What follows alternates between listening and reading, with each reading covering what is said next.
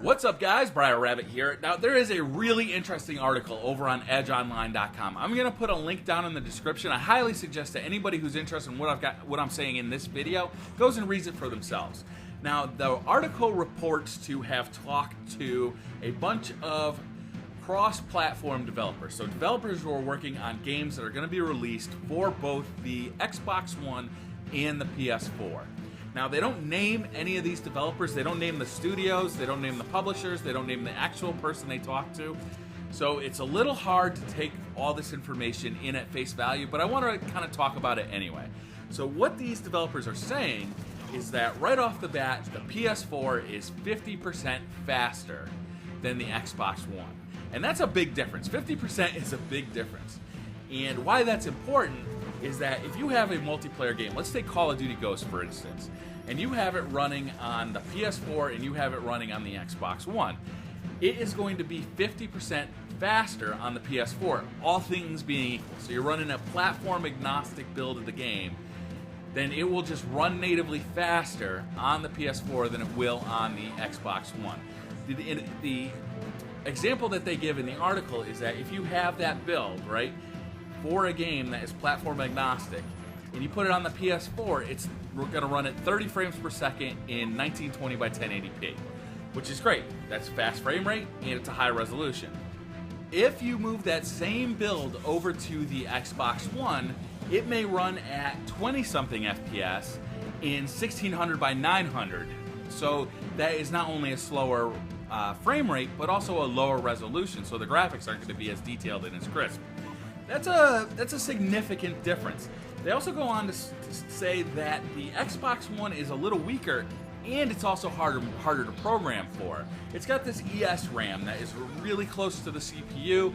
It really offers fast access times for the CPU, but they say it's a real pain to use it, which could mean that the developer doesn't use it at all, or that the developer has to spend so much time implementing it that some other part of the project has to suffer.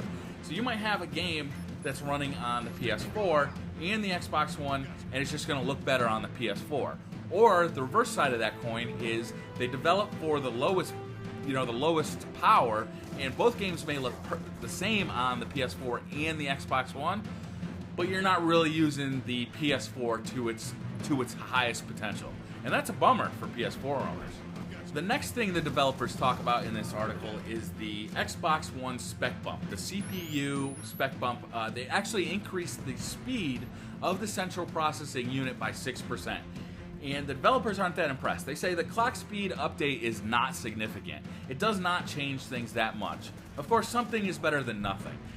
So 6% increase in clock speed, probably not really what they were hoping for.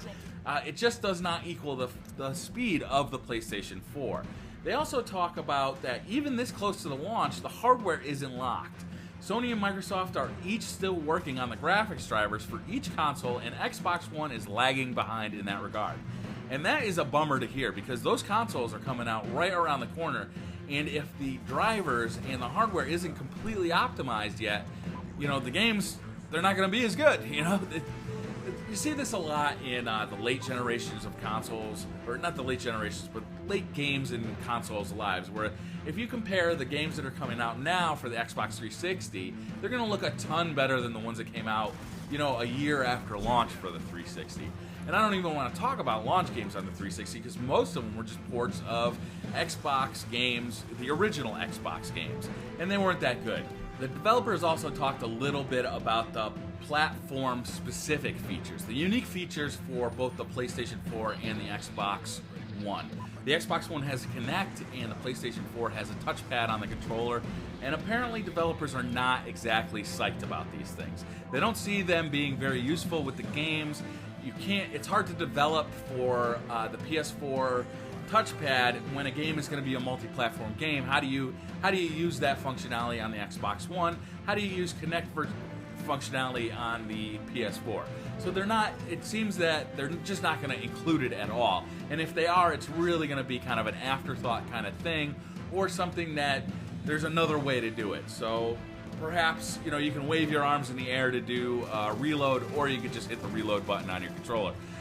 This is not surprising to me. The Kinect, while it was one of the most popular accessories to ever be released for a console, really in the end it didn't make any difference to my gaming habits at all.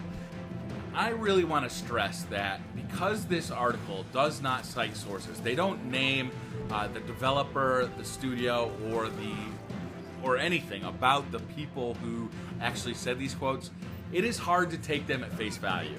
I'm really going to take them with a grain of salt because, you know, we live in a world. I don't want to call into question Edge Online, right? I don't know these people.